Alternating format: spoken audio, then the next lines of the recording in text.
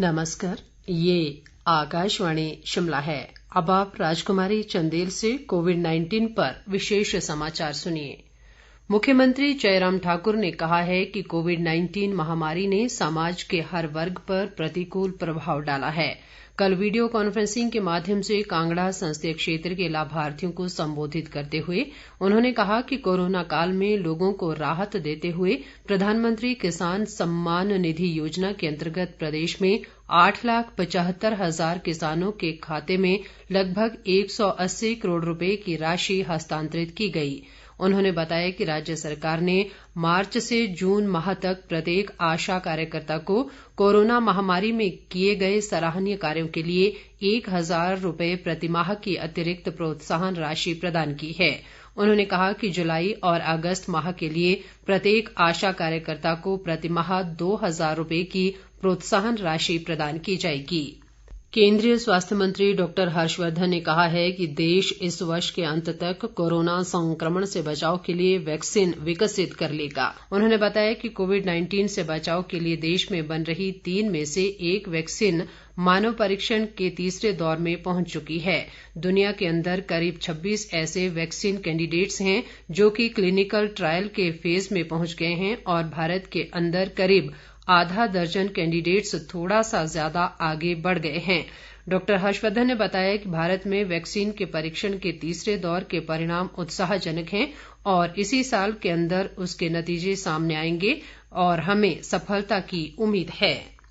केंद्र सरकार ने राज्यों से ये सुनिश्चित करने को कहा है कि अनलॉक की मौजूदा प्रक्रिया में किसी राज्य के भीतर और एक राज्य से दूसरे राज्य में लोगों व सामान के आवागमन पर कोई रोक नहीं लगाएं।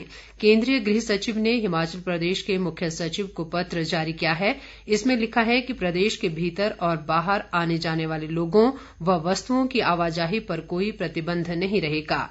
इसके लिए राज्य सरकार की ओर से अपने स्तर पर परमिट की व्यवस्था अगर की गई है तो ये जारी नहीं रहेगी। देश में कोरोना संक्रमित मरीजों की स्वस्थ होने की दर 75.27% हो गई है और अब तक 23,38,035 रोगी उपचार के बाद ठीक हुए हैं। मौजूदा समय में देश भर में 7,10,771 कोरोना पॉजिटिव विभिन्न अस्पतालों में उपचाराधीन हैं। देश में कोरोना पॉजिटिव लोगों की कुल संख्या 31,06,349 हो गई है। इधर प्रदेश में कोरोना वायरस के मामलों में वृद्धि लगातार जारी है और ये संख्या बढ़कर 5,000 से अधिक हो गई है। मौजूदा समय में 1,464 कोरोना रोगी उपचाराधीन हैं।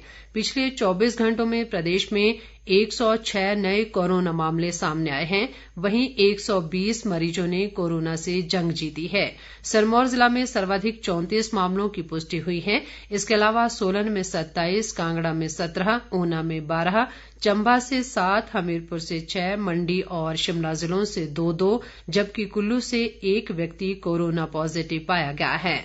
प्रदेश में अब तक 3,461 लोग कोरोना को मात देकर स्वस्थ हुए हैं।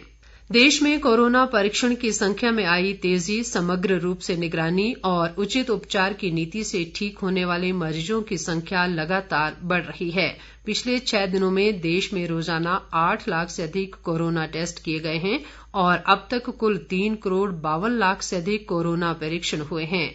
मौजूदा समय में देश में कुल 1,515 प्रयोगशालाएं कार्य कर रही हैं, जिससे व्यापक तौर पर परीक्षण किए जा रहे हैं।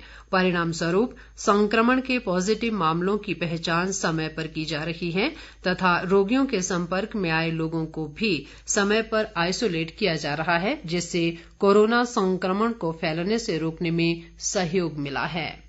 देश में कोविड संक्रमण से स्वस्थ हुए लोगों की संख्या उपचार करा रहे लोगों की संख्या से 3 गुना से भी अधिक हो गई है। स्वास्थ्य मंत्रालय ने एक ट्वीट में कहा कि दोनों के बीच का अंतर लगातार बढ़ता जा रहा है और ये अंतर लगभग 16 लाख का है।